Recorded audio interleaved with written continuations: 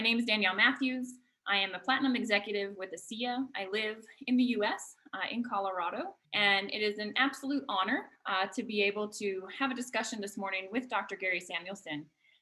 For those of you that have not had the pleasure of meeting him, he is an atomic medical physicist from the University of Utah. That's where he studied. He is an expert in nanotechnology. In fact, he has been in this field for about 25 years. So he comes with a lot of expertise, experience, and knowledge. Honestly, I would absolutely love for you to take us back to the beginning and share with us how you and Virtus met and how this journey really all started. I'm glad you call it a journey, because it really has been an incredible journey throughout this whole. Well, I'm a scientist. I'm an atomic medical physicist, and I had the opportunity to go through school and study medicine in the human body, and also physics and atomic physics. And so when I was approached, this was about 2006. There was a biomedical company, there's a biotech company that had developed a technology, or had developed a substance. They didn't exactly know what it was or what it did, but it was doing amazing things. So Virtus actually at that time was my neighbor. And so he just lived a few blocks up, and we knew his daughter. And his daughter just asked me, would you meet with my father? And he needs a scientist. He needs an atomic physicist. I said, oh, well, okay. What is he? He's a businessman. I said, well, not really interested in talking to a businessman. Anyway, my wife actually dialed the number and held it to my ear, because she is interested in such things. And so we went to lunch. And it turned out that he said, I have this new technology. A biotech company has been investigating it for about 16 years now. And there's millions of dollars of studies, and there's a lot of interesting things that's on this. People really don't know what it is, but it's made out of salt and water. As soon as he said that, I kind of said, well, salt and water has been around for a long time. Our planet is covered with it. I'm sure that everything we possibly can know about salt and water has already been discovered. But he convinced me to take a look at the science, to take a look at the research. And so I brought the research home, started to look at the research, and realized that they had processed this salt and water to produce some of the most bioactive and potent molecules that exist in nature, in life. I said, oh my goodness, I'm a little bit concerned, because now we have oxidants and free radicals, and we have all sorts of things that we felt in times past, or as a scientist, I knew they were very bioactive. They did a lot of things inside the body, so we were concerned. And when I looked through these studies, they're very well done, studies on cells, where we'd expose cells and look at genetic mutations, for example, and studies on animals that would look at high doses of this in animal models, and all sorts of studies. And there was not one indication of toxicity in any amount. Even when 20% of our blood of the animal was replaced, I said, how in the world does this work?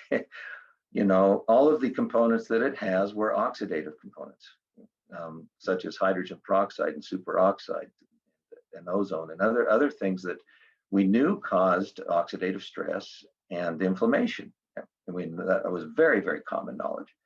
So what is so special about this new combination of reactive oxygen species that actually has absolutely no toxic effect? And so I agreed with Virtus. I said, this is absolutely fascinating. If it does anything, in fact, anything that we think it might do in the body, it will be incredible. So we started to look at it. Virtus said, okay, let's go. And started to look at it. And through my research, I hooked up with a burgeoning field of research called redox signaling. And it was brand new. This was back in 2007, not very many people knew about. The major concern was, oxidants are bad, and these antioxidants are heroes and stuff like that was the whole, scientific understanding. And now we're starting to say that, well, these oxidants actually perform very vital signaling roles. Is this what you want to hear, Danielle? Absolutely. Please keep going. Okay, great. Very vital signaling roles in the body.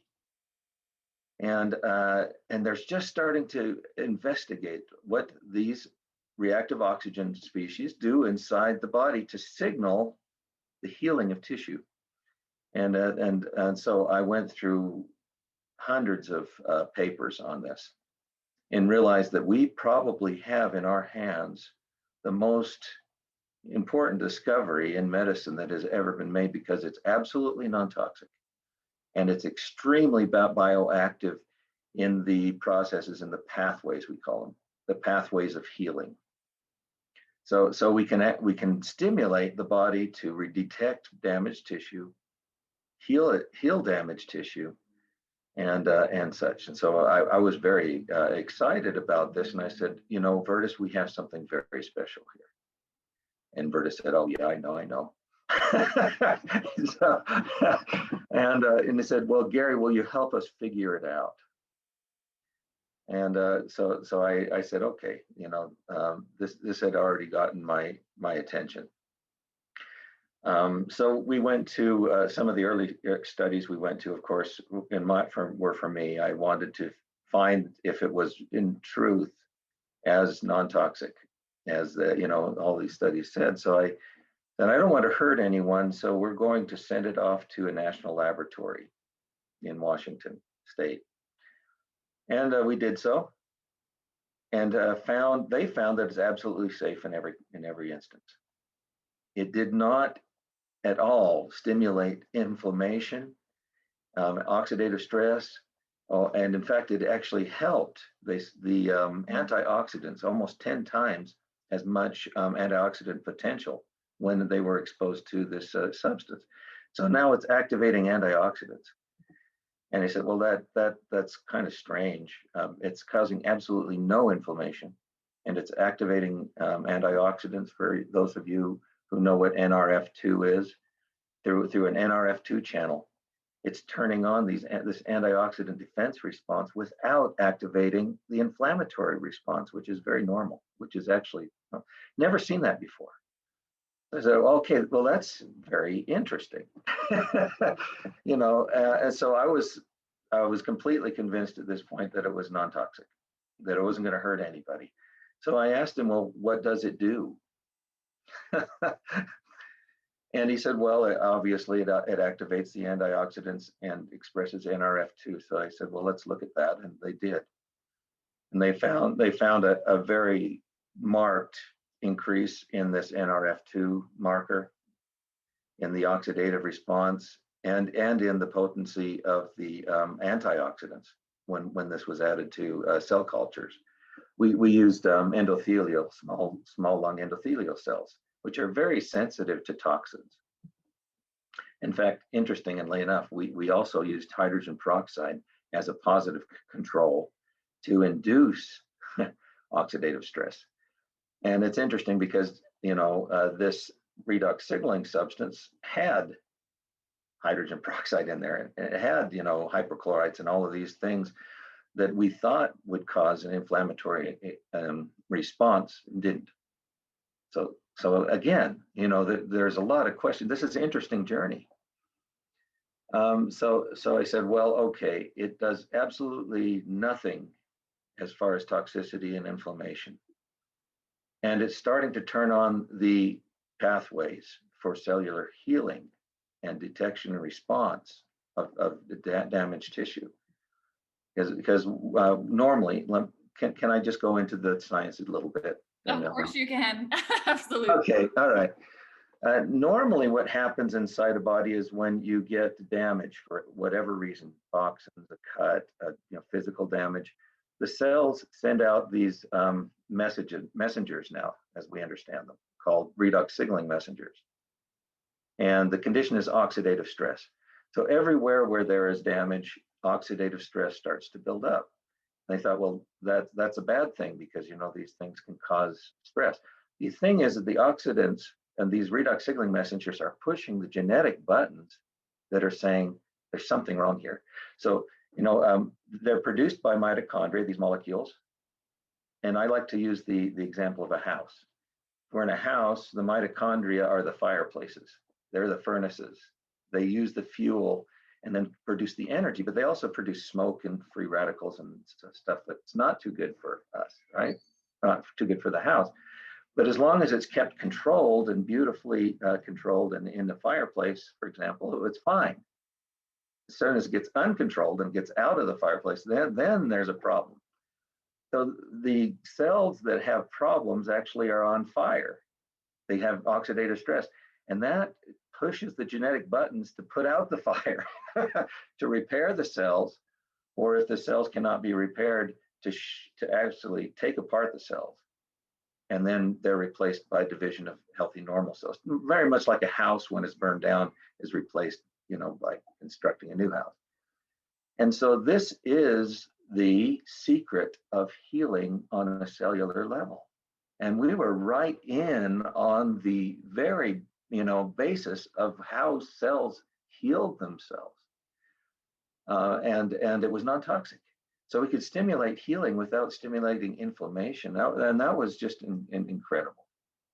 And so now I went back to Virtus and I said, hey, this new field of redox signaling has now shown that we probably have now, and I really believe it, and I believe it to this day, one of the most important medical discoveries that will be on this planet, because we can control the process of healing in a non-toxic way, and so you can imagine, because almost every condition that I had ever dealt with in medical science dealt with damaged tissue, diabetes, damaged pancreas cells from high sugar levels.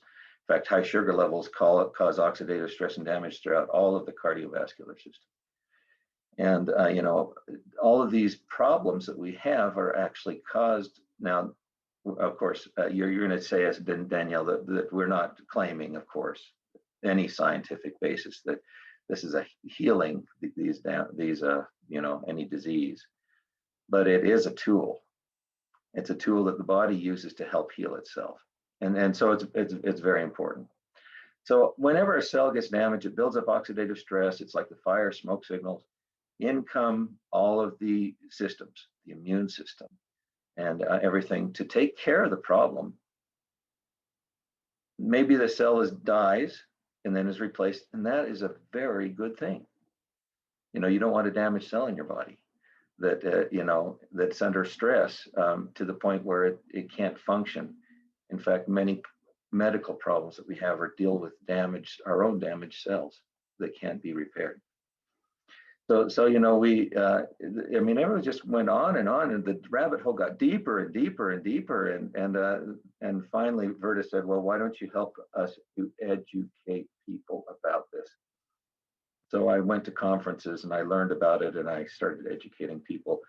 And that was my role as far as the development of redox signaling. I'm sorry I went on a little bit long there, Danielle, but you asked for it. I did. I absolutely did. So let me ask you this. As a scientist, it must have been super exciting to come across something like this and explore it. And you said something at the beginning that this was a brand new field. I think you said a burgeoning field of redox signaling.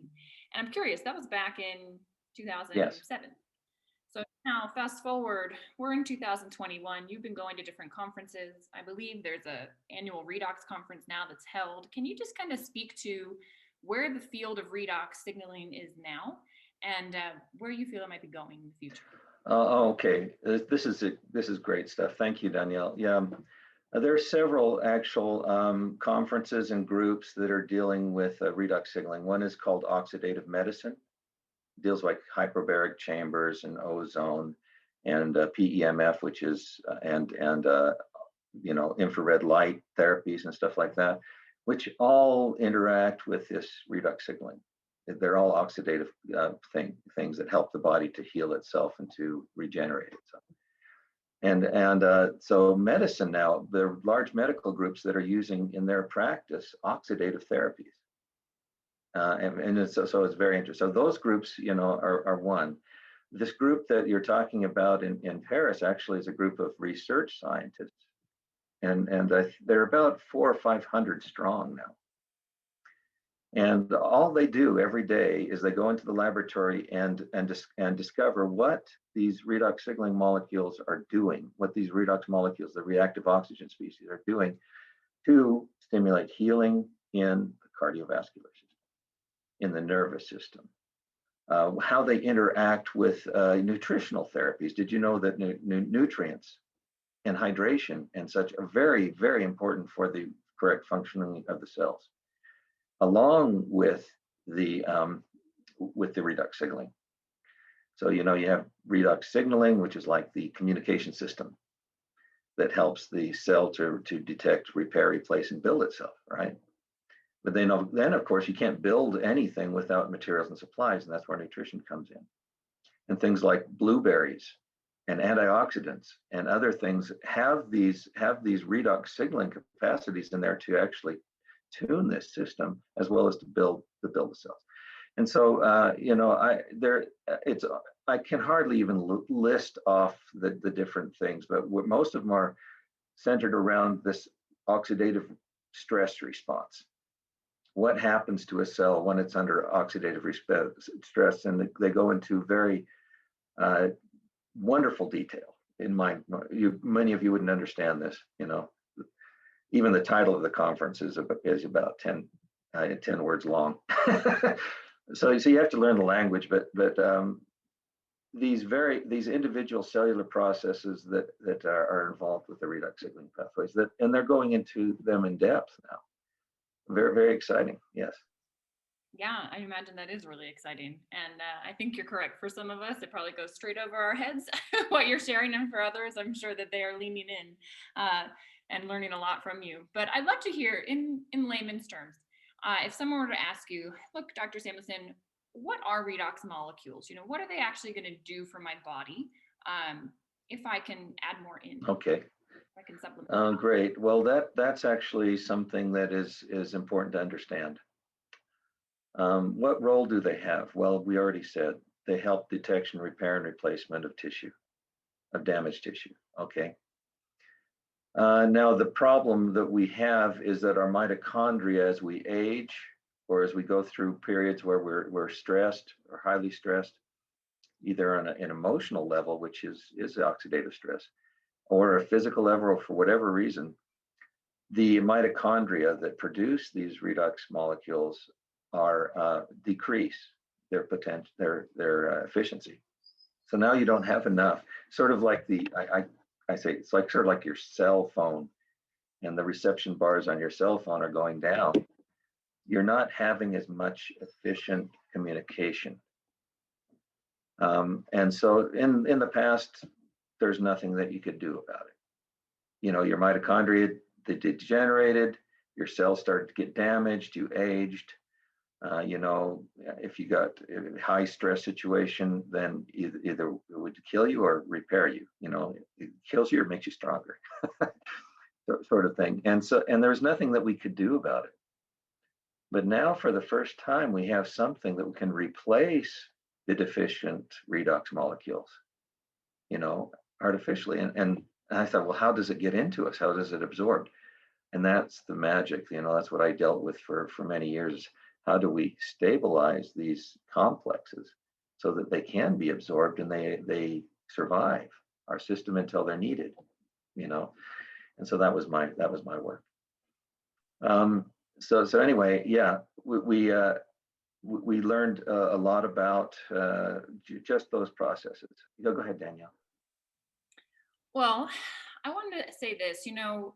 We know that ASEA does not cure, heal, treat, or prevent anything. And I want to make sure that people realize, what you're sharing with us today. You're talking in general a lot about just the field of redox signaling. And However, we know that ASEA is the only place around the world where we have active redox signaling molecules suspended in a saline solution that we can, ingest and take in. And a common question that I hear, in my 6+ years of working with this is, okay, so what can supplementing with redox do for X condition? And I'm just curious to have your perspective on, I'm sure you've been asked this a million times in a million different ways and every condition you can think of. And I'm just curious what you tell people when they ask you that. Well, I have a hard time because of course, regulatory things don't allow me, as well as legal restrictions on my own profession, don't allow me to talk about diseases. But they do allow me to talk about what we call structure function or biology. So what I say is basically to the people, does your condition involve a cell? Does your condition involve a damaged cell? Do you think that damaged cell then would be benefited if you gave it the tools to repair itself? and then that pretty much is what I mentioned to the people. It's beautiful and it's so basic, right? And I also hear people saying, well, how much would my body benefit from? Or is there like a max amount where if I take that, it's too much? I know you spoke a lot about your initial concerns of the safety, and if you could just address that a bit more specifically. Yeah, well, we've proven absolutely definitively that there is no maximum amount that you can take as far as the safety is concerned for normal, healthy people. Now, what it does is activates glutathione and superoxide dismutase, which also throws out a lot of toxins. So if you have a lot of toxins in your system, and I've dealt with soldiers that have come home from the war, where they've been exposed to toxins and mold, black mold, and things like that. If you have a lot of that in your environment, it'll start trying to throw this out into your blood, and so that is really the only safety issue that I can see. And there's another safety issue too. It helps to enhance the reception of hormones such as insulin. So if you're taking insulin and then you take the redox molecules, you need to be careful that you don't take too much. Insulin along with that, because it enhances the effect. So you need to be careful about the detox sort of things. But once you've gone through the detox and your body, your liver, your kidneys, everything is functioning correctly to detox your body, especially your intestines, then there's no limit. And the excess amount is naturally in your biology turned back into salt and water, because it's perfectly balanced. It goes from salt and water to these reactive oxygen species. It goes from reactive oxygen species back into salt and water. They just reverse it, and it does absolutely nothing. Salt water actually is what they put in your IVs and stuff that help your body, to help hydrate your body. So it's absolutely non-toxic that way. Yeah. And I think it's wonderful when people actually are detoxing. I tell them, like, this is exciting. Your body is cleansing. These redox molecules are supporting your system in a big, big way, and we're getting stuff out that shouldn't be there. So really interesting perspective. And I thank you for that. And, we now have the ability to put these redox molecules in a topical form. And I wondered if you could just give us some insight on being able to go from the liquid to the topical, and, what you see that doing for the skin. Okay, well, redox signaling is effective everywhere in the body, every single cell, on the skin, inside. So where it touches, it heals, basically. Where it touches, it helps to the body to stimulate healing. I wanted to tell you a story. One of my first experiences was a topical. When my wife was cutting vegetables. Many of you heard this before, and she cut her finger. It was a deep cut. She couldn't get it to stop bleeding, and it was hurting her. And I thought, oh, this is the time I can test it out, and put a little bit of the redox substance in a cup. Had her put her finger in it, and immediately the pain stopped, the inflammation stopped, and the bleeding stopped. And I thought, oh my goodness, it's doing what we think it should be doing. But we saw, healing processes in seconds that normally take minutes. And then throughout the day, I'd take a look at it. It was, of course, antimicrobial, so it also sterilized the wound, and it didn't need to have any problem. So she took it out and started cutting vegetables again. In a couple of hours, it had completely healed over. And then the next day, I couldn't even see a scar. So the thing is, I'd seen healing in seconds. It usually takes minutes, and then healings in hours that usually take days. So I at that point I knew that it was true. What we had actually thought might happen as far as stimulating a healing response was indeed happening. So it works on the skin. And so we said, okay, well, there are some situations where if you drink it, it goes into the internal organs. But if you want it to work on your skin, you need a gel.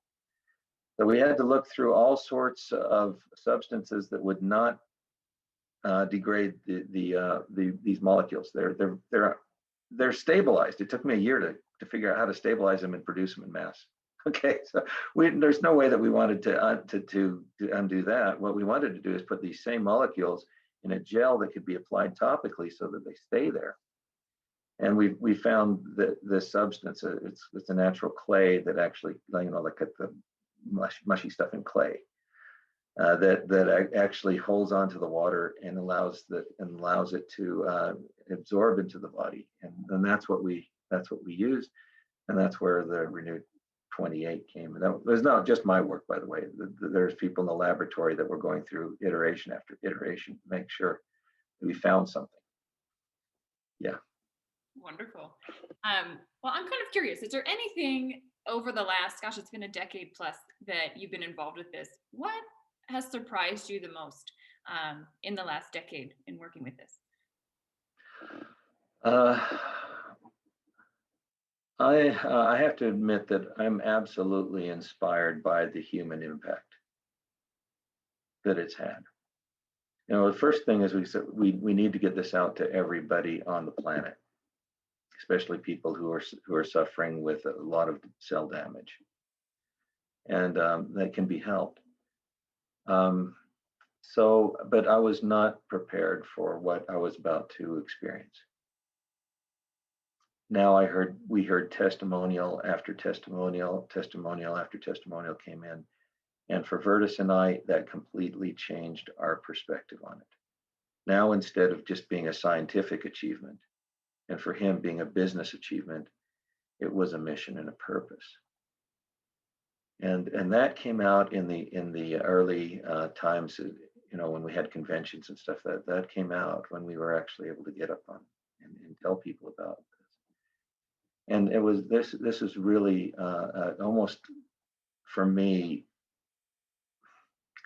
I don't know, how would the founding fathers of the United States think, would happen when we're putting a system out there that works, and that was kind of what we felt like. Of course, not exactly to that scale, but that was the feeling that we had.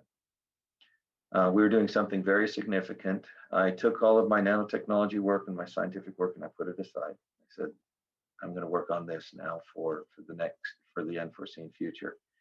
And finally now, after 15 years, I'm getting back into the nanotech. But yeah. I can understand, as a scientist, wanting to get back to more science and see what else is out there. I mean, you had said at the beginning, everything we know about salt and water is already known, and yet here we have this incredible discovery that is impacting thousands of lives. I mean, mine included. So I'm incredibly grateful, and I think I could speak for the ASEA family that we really appreciate all the work and dedication and time that you put into this and creating it into what it has become. And now it's running beyond, I think, any of our wildest dreams. And I guess my last question for you is, looking into the future, like generations to come, do you feel that this will be, like, what is the impact that you see this having, in the next generation and generations beyond, when you have people with, high levels of redox molecules in their system? If you can speak to that. Yes, I think it is the most significant, again, discovery that we will see in the next 100 years in medical science. Now, I'm not just talking about, this specific blend, but redox signaling itself, the science of redox signaling, is going to spearhead, I believe, some of the greatest discoveries in science that we will ever see. Because it deals with healing and regeneration of tissue. For example, stem cells that we've heard about, they use redox signaling channels to detect damage, to attach, and to help repair. That, and if we can do anything in that field to enhance the action of stem cells, that's incredible. So that would be new research. That's something that I would be very tempted to do if I had a chance. But other people are, of course. There are a lot of people that are doing this, and now it's catching on. Sort of like nanotechnology. I said nanotech is going to be big. This was, in the 2000 or something. And now we're in 2020, and nanotech is becoming a great big field. This is one of the most important tools in the toolbox that we will have ever, I think, in medical science. Can I just mention a few things? Yeah, I had one other question that I thought of when you said that, if you don't mind. No, go ahead. Why do you feel that there's not others operating in this space? Like, how is it that we are decade plus into this and still pretty alone on the board when it comes to a product that can operate in this space? I'm kind of curious your perspective on that. Well, I think it's providence, really. It's luck. Whoever thought that we could actually stabilize this stuff in a form that would be available, non-toxic to every cell? That's just like the dream. Never happens. And so, but we were very, very lucky. I was very fortunate to be involved at the beginning of this. And so the answer is, it's very difficult to stabilize. It's hard to be able to use this, but we're not the only player in the game now. A lot of people are coming out. The antioxidant people at the very beginning understood how antioxidants like vitamin C and quercetin and some of these really powerful antioxidants that we're seeing now, how they help to reduce oxidative stress and inflammation and everything like that. Well, that's just part of the equation, the same equation inside the body. It's how the body works. And so it's a progressive step. I wish that scientists, and this is what I've been working with, would understand what we have in our hands. But that takes many years. Even penicillin took about 20 years to catch hold. So it takes many years and a lot of science and a lot of interest before people even start to realize, what they have in their hands. And I think it'll happen. I'm sure it'll happen in my lifetime. Thank you for that. And please go ahead. Whatever else you'd like to share, we'd love to hear. Oh, well, here are some of the things that absolutely, completely convinced me. People started to take this for different conditions, and scars started disappearing that they'd had for 20 years. Conditions like injuries that they'd had started to heal. And then people that had severe conditions, skin conditions, like burns or such, and they would put this on, and hair would even start to grow back. And it would take care of inflammation and healing would be accelerated in many of these cases. And I said, we have to get this into every single burn clinic that exists in the world. So I was kind of on a mission that way. But when you see the effect that it can have on the lives of people, that's where it is. Education, letting people be educated about what the possibilities are and what they have in their hands. Education as far as hydration, nutrition, exercise, sleep, and other things are also extremely important in the equation, because without all of these factors, you're not going to have a healthy living cell. And so it's very important. Yeah. Absolutely. Well, with that, I just want to say thank you so much for giving us your time this morning. The bottom of my heart, this technology changed my life after an accident that I was not repairing from. And I'm so grateful that this came into my world, and that you were divinely guided into this space and live down the street from Virtus. It's just, you can't make this kind of thing up. So it was really fun to hear your perspective, get a little bit more of the history of this. And I hope you have a beautiful day, and thank you for everything. Well, thank you, Danielle, and thank you everyone for, my friends out there that I haven't seen for a while. Thanks for the opportunity. Absolutely. Everyone go out there and have a wonderful day. Thank you. Thank you. Thank you.